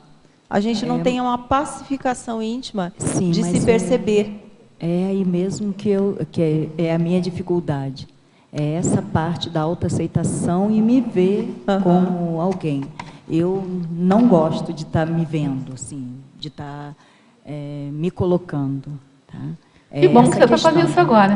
Que bom que você está fazendo Olha, agora. Não sei quantas vezes eu venho aqui e nunca falei. Hoje eu tive a oportunidade. Então você teve uma oportunidade de melhoria. Isso, pois Ótimo. Dentro desse tema, se eu não me colocasse, eu estaria perdendo a oportunidade, né? Sim. Mas eu digo assim, eu acho muito difícil, eu me rejeito sempre. E eu não vejo como mudar. Tipo assim, como você falou aí, se a pessoa não se autoaceita, não vê que tem aquilo que é para mudar, como que vai mudar? Para mim, tudo está errado. Eu quero mudar tudo de uma vez só, mas eu não consigo. Quer dizer, eu não vejo o aspecto positivo. Eu sei que tem, mas o quê? E como está melhorando, usando isso para melhorar. E não é falta de fazer curso, não. Que eu vivo fazendo, eu vivo buscando. Ela podia fazer aquela técnica de pedir as pessoas para falarem sobre seus trafores. Mas eu já fiz. E cadê que eu li as respostas? Trafores, né? Eu pedi para as pessoas mais amigas e até as que não eram muito simpáticas para escrever sobre as minhas qualidades, né? Mas eu não abri. Como é que é o seu nome? Vilma. Vilma, olha só. Não abri nada que me mandaram. Olha só. Está na hora de abrir. Você jogou fora? Você se comunica muito bem, tá? Você se expressa muito bem, você está se expondo, está se colocando. Eu acho que se expor é um primeiro passo para se autoassistir, né? Então, pensa assim, qual é o problema que existe em se autoaceitar? Vê o que está por trás disso. É a tua autoimagem, entende? Você está querendo defender a sua autoimagem? O que está por trás disso? Já parou para pensar nisso? Reflete, não precisa responder agora, reflete só depois com você mesmo. Porque todo mundo tem traços que vão precisar ser trabalhados, mas também tem traços muito positivos. Então, qual é o problema de reconhecer os traços positivos que você tem? Que você sabe também que você tem, que você até já comentou agora. E um deles, eu estou te dando feedback agora, você se expressa muito bem. Então, aproveita isso e aceita isso, você tem coisa boa. Aceita que você é boa. Qual o problema de aceitar isso, entende? Que você tem coisa positiva e que você pode doar. Tanto pode doar que você está doando agora. Porque se você não fizesse essa pergunta, eu não ia conseguir responder esse tipo de pergunta. Então, de algum jeito, você me assistiu, entende? E você está positiva para isso. Então, aceita que você tem coisa boa.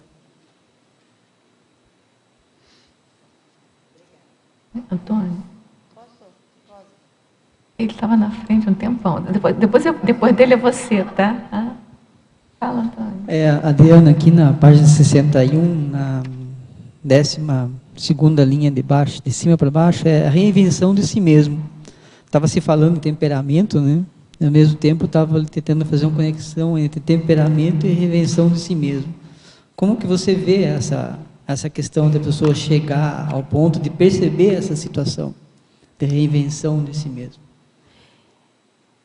O que eu percebo é que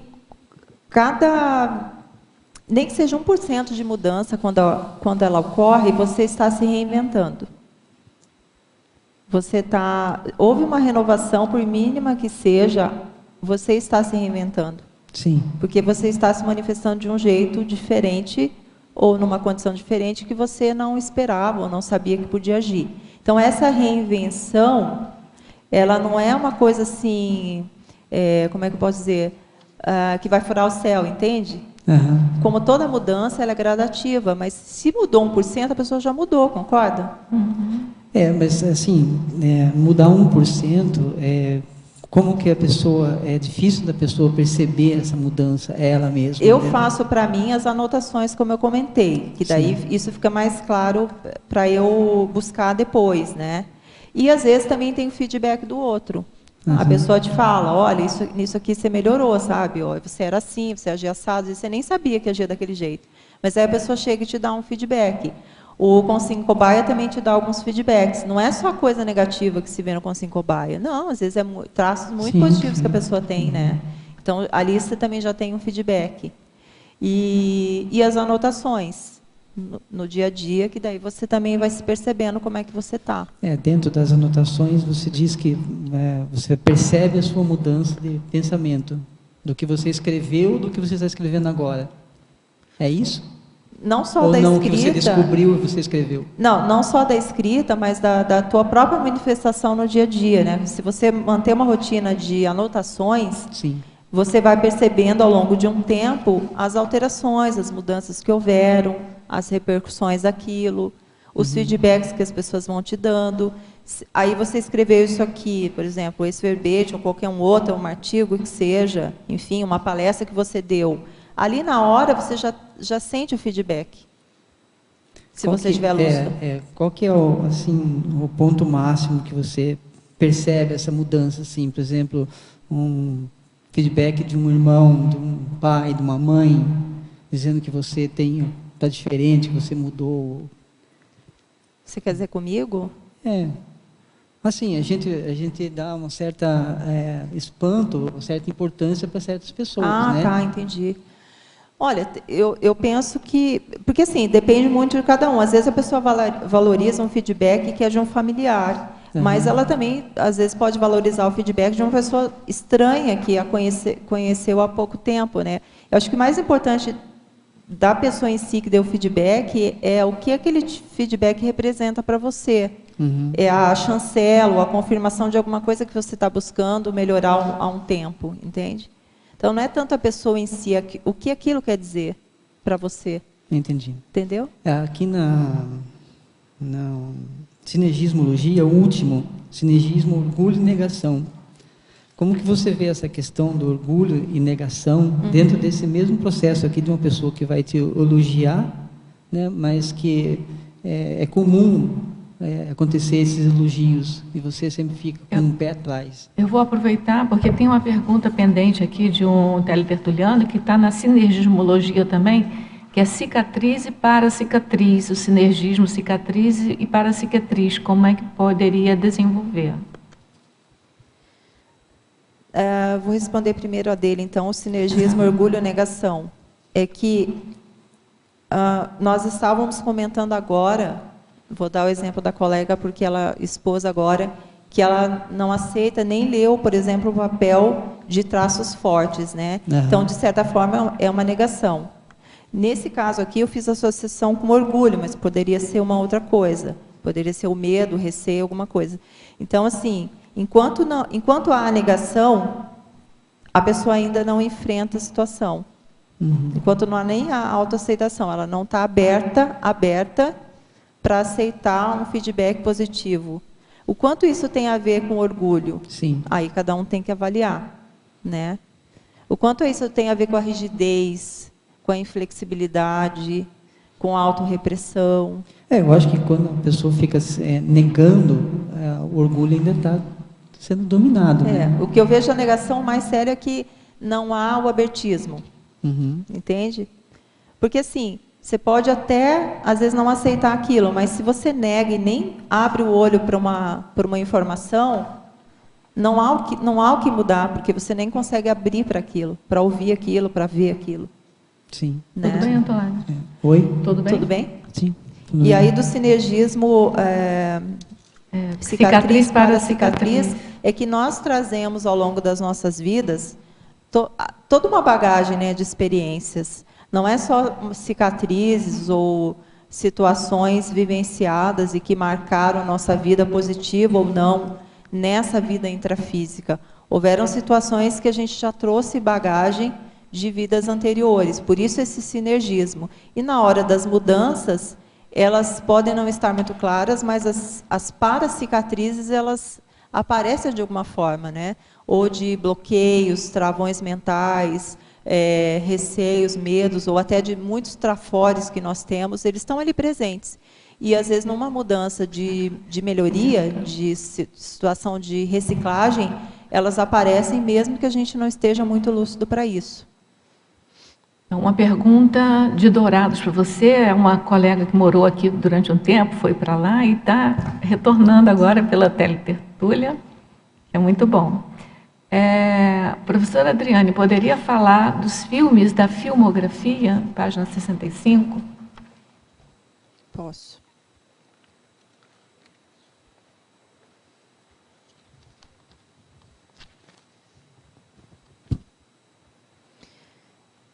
Na questão do filme, antes de partir, a citação é porque no filme há a situação de duas pessoas que estão numa crise de crescimento,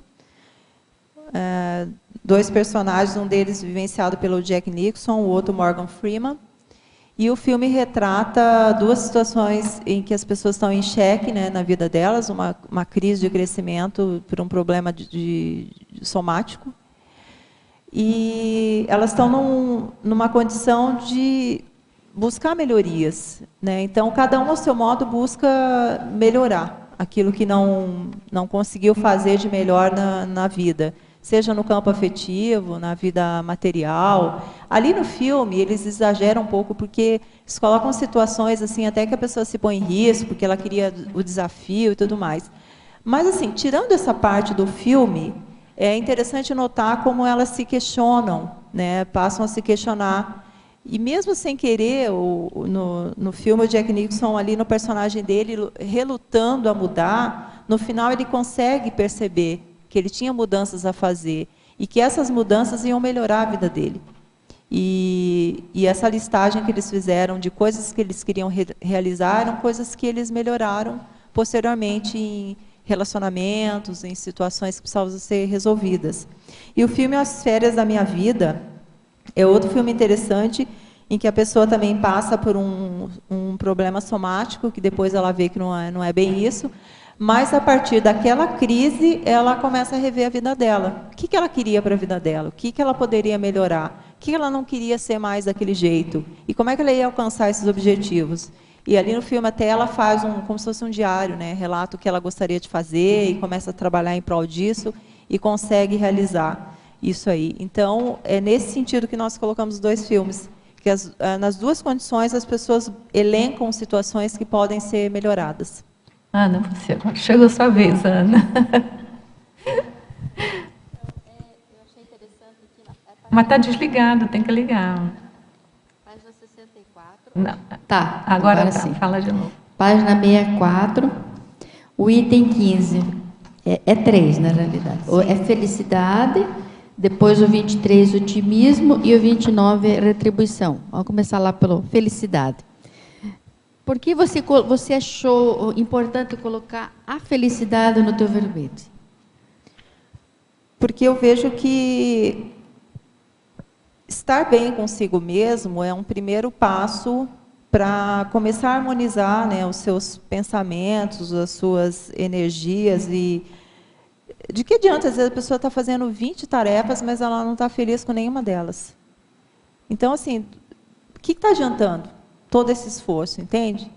Então, não é a felicidade no sentido assim, eu só faço o que eu quero, não é a questão do oba-oba, é assim, ter uma harmonia íntima, ter situações na tua vida, rotinas na sua vida, ou ações, ou hábitos que você adquira, que você possa encontrar naquilo que você está fazendo, naquele cultivo, naquela conduta, sentir-se feliz e realizado com as coisas que está fazendo.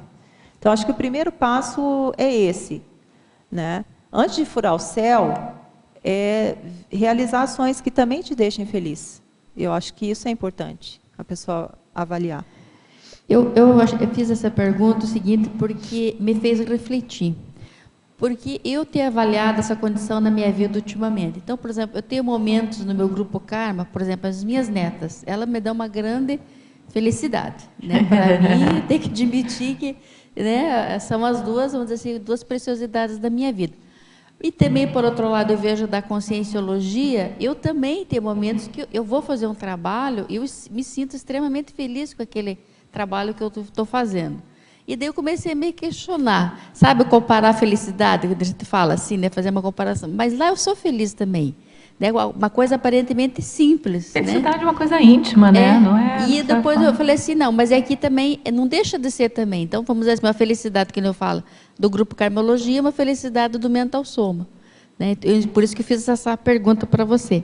Eu só complementando, Ana, assim, acho bem legal você falar isso, porque assim, são módulos de felicidade, né? A gente encontra a felicidade nos pequenos prazeres da vida, sabe? Essa é uma coisa que eu descobri e que eu tento guardar isso no meu dia a dia. nos pequenos prazeres da vida, nas situações mais inusitadas e pequenas, às vezes rotineiras, você pode ser feliz. Entende? Às vezes a gente está tão envolvido com tanta coisa que não percebe os pequenos momentos de felicidade, que é justamente esse. Às vezes está com um familiar, está com uma pessoa que você gosta, está com saúde, isso não tem preço. Né? Você ter amigos verdadeiros, sabe? Então, são situações que você tem que valorizar. E como outras coisas, um estudo que você faça, o verbete que no momento eu estou defendendo e que eu particularmente estou muito feliz, entende? Então, são coisas que é importante valorizar. Essas coisas eu anoto e eu valorizo, eu acho que é importante isso. Mas é uma condição íntima também, né? É uma maneira de... É de cada um. Aí vem com a sequência ali o otimismo. Eu me considero uma pessoa otimista, certo? Porque com relação a várias coisas. E você colocou também o otimismo como uma oportunidade de melhoria. No sentido de que a valorização das conquistas, se a pessoa não tiver otimismo, ela não valoriza, às vezes, os detalhes daquela conquista. Então, ficar atento que mesmo que sejam pequenas melhorias no dia a dia, com o passar do tempo vão se tornar grandes melhorias. Então, você ter esse otimismo de ver essa mudança acontecendo gradativamente e valorizar essa condição. Gente, olha, eu vou pedir licença a vocês, o nosso tempo já esgotou. A Ana, felizmente a Ana está aqui presente com a gente, pode tirar as dúvidas aí com a Adriane. Adriane, esse sintoma, sabe, assim, de terminar a tertúlia precisando de tempo, significa que seu verbete teve repercussões muito positivas e que você precisa de continuar escrevendo sobre o assunto. Então, a gente aguarda os seus próximos verbetes. A gente parabeniza você pela defesa e pela qualidade do verbete. A gente agradece a todos vocês que estão aqui presentes, com as energias de vocês, com as perguntas, com o movimento, né, do debate que houve. Nós agradecemos também a todos os teletertulianos, brasileiros e fora do Brasil, e aguardamos todos vocês, tertulianos e teletertulianos, diariamente, de 12h30 a 2h30, né? Que todos os dias, invariavelmente, a gente tem a tertúlia, e são vocês, junto com o verbetógrafo, que movimentam aqui o nosso debate. Tá bom? Então, a gente aguarda vocês nos próximos dias e passamos, então, para os nossos comerciais.